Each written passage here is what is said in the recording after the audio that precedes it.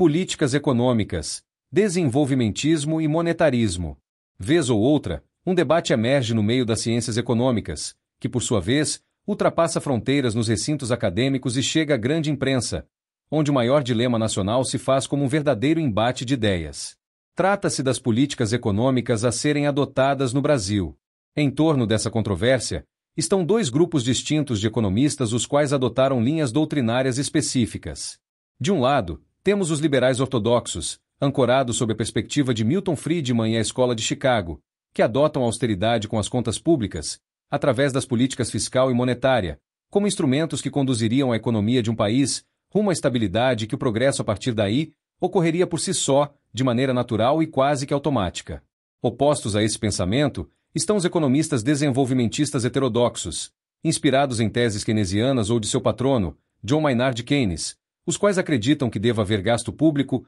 ou seja, do governo, para que haja algum estímulo ao desenvolvimento nacional e crescimento econômico, capaz de garantir uma melhor qualidade de vida às pessoas, pois entendem que o setor privado sozinho não tem capacidade para alavancar a economia nacional, já que só visa o lucro e não produtividade. Na história econômica brasileira, houve experimentos relacionados às duas correntes de pensamento predominante, no meio acadêmico, também repercutido na imprensa do país. Ambos os conceitos foram implantados e os dois falharam. Tanto o monetarismo liberal quanto o desenvolvimentismo heterodoxo tiveram experiências práticas de aplicação, mas nenhum trouxe resultados satisfatórios. Isso porque talvez não tenha havido a implantação de nenhum dos modelos sugeridos, em sua totalidade ou amplitude plena. Muito possivelmente, o que ocorreu foi apenas a implementação parcial de ambas as políticas e que, por questões de adaptação, nenhuma delas apresentou os resultados esperados, por simplesmente haver resistências da parte oposta, quando um dos dois padrões estava em maior evidência.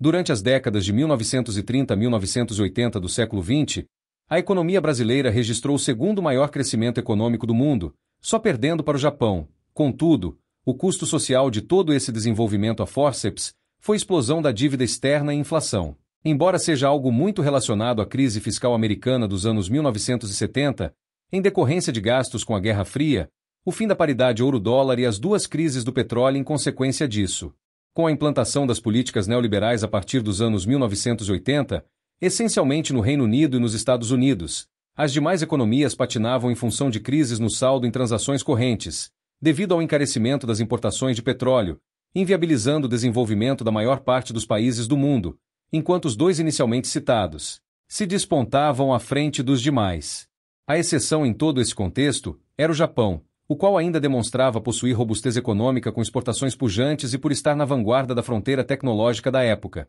Sendo por isso, algo que incomodava os Estados Unidos, já que as projeções dos economistas previam a economia japonesa, ultrapassando a americana em questão de uma década. Ou seja, se nada fosse feito, o Japão poderia assumir a dianteira entre as potências econômicas, a partir de meados dos anos 1990. Em 1985, ano em que o filme De Volta para o Futuro exaltava produtos japoneses em pleno território americano, o governo dos Estados Unidos, através do republicano Ronald Reagan, resolve convencer o Japão a promover uma valorização de sua moeda, o iene, em relação ao dólar, como modo de equilibrar o comércio entre os dois países, já que o Japão vendia muito mais aos Estados Unidos do que comprava dos americanos. Na prática, os produtos japoneses ficaram mais caros devido ao simples ato de valorização do iene em relação ao dólar.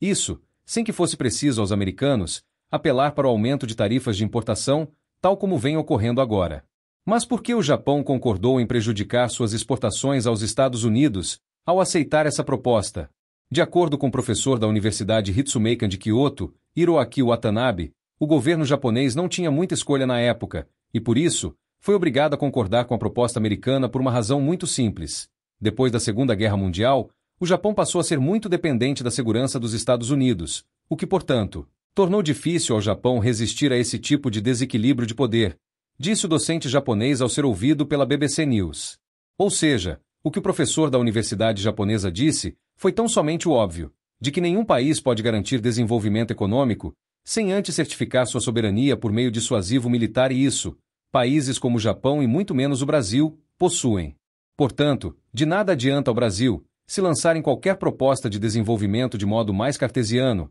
sem antes intensificar a modernização de suas forças armadas e através delas, assegurar a defesa do território nacional. Além disso, outras narrativas paralelas como a ambiental também têm servido ao propósito de manter o Brasil em um tipo de defasagem econômica segura em relação às economias desenvolvidas, essencialmente, do G7, o grupo dos 7 países considerados mais adiantado economicamente do mundo, formado por Estados Unidos, Japão, Alemanha, França, Reino Unido, Canadá e Itália. A ideia é que o Brasil estaria proibido de explorar ativos minerais, concentrados na floresta amazônica, por em tese, ter uma responsabilidade ambiental maior que a de outros países, em função de possuir a maior reserva florestal do mundo. Dívida pública versus poupança doméstica. Na atualidade, o fator limitante que mais impacta na reintrodução de políticas de desenvolvimento, no Brasil, é o endividamento público. Tanto liberais ortodoxos quanto keynesianos heterodoxos concordam que o grande entrave brasileiro são os gastos governamentais muito acima da arrecadação de impostos e que impactam no déficit público e, por consequência,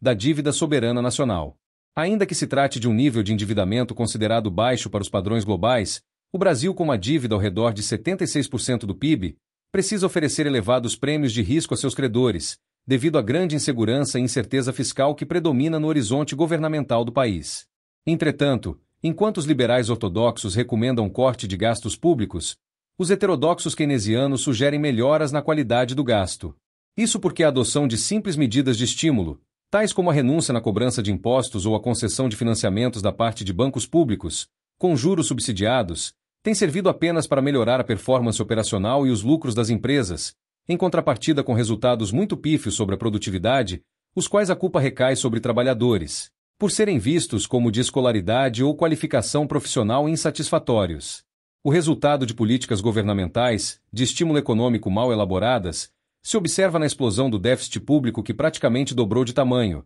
saindo de algo ao redor de 4% para 7,76% do PIB, que quase 88% da composição do déficit nominal se dá por meio dos chamados gastos tributários, concedidos na forma de renúncias fiscais ou tributárias às empresas. Isto é, dos 934,4 bilhões de reais negativos sobre o saldo fiscal brasileiro, na diferença entre o que o governo arrecada em confronto com seus gastos, cerca de 821,3 bilhões de reais se devem a gastos tributários, relacionados a renúncias ou isenções na cobrança de impostos das empresas, como medidas de estímulo ao crescimento da economia, enquanto a previsão inicial para esse tipo de gasto no orçamento de 2025 era de 544 bilhões de reais. Agora, como solução para cobrir o rombo, o governo propôs aumento do Imposto sobre Operações Financeiras, IOF, o que desagradou muito ao setor financeiro, pois isso retira boa parte dos ganhos com relação aos juros sobre títulos de dívida pública emitidos pelo governo. Já a solução defendida por liberais monetaristas ortodoxos é o congelamento do salário mínimo,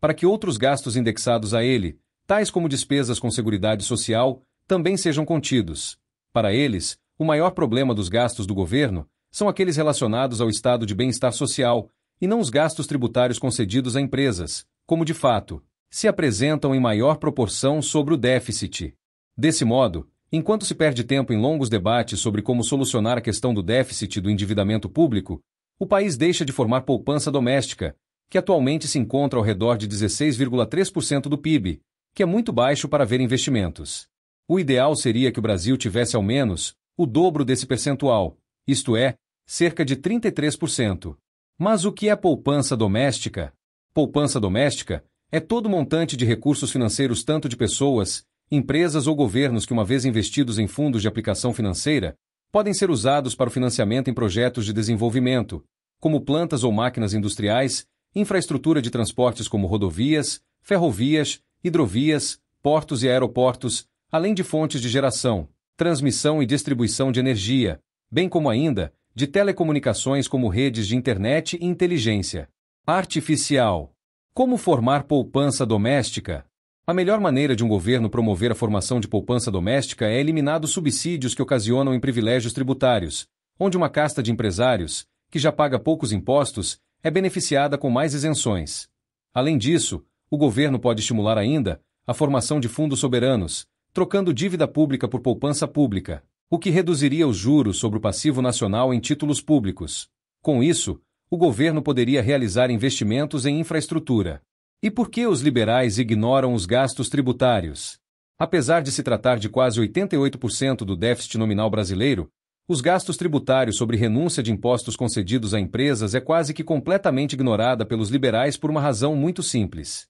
Como as empresas beneficiadas em sua maioria são de capital aberto e negociam suas ações no mercado financeiro, os liberais que em sua grande parcela trabalham ou são proprietários de suas próprias corretoras de investimento, também lucram muito com o perdão de impostos que infla lucros das empresas, as quais, por sua vez, podem pagar bons dividendos a seus acionistas e investidores, os quais, no Brasil, não são tributados. Além disso, o lobby empresarial no Congresso Nacional em favor das empresas beneficiadas com renúncias tributárias e o fato de que as empresas dos próprios deputados e senadores também serem atendidas nesses supostos programas de desenvolvimento agrava muito a situação, cheia de distorções e narrativas moldadas a favorecer os grupos empresariais do país, atendidos. Uma situação em que trabalhadores assalariados pobres acabam subsidiando lucros de grandes empresas, beneficiadas pelo governo com a renúncia de impostos, em nome da geração de empregos e salários e do desenvolvimento nacional, de um modo geral. Enfim, o Brasil padece de uma série de problemas estruturais relacionados a grupos de interesse,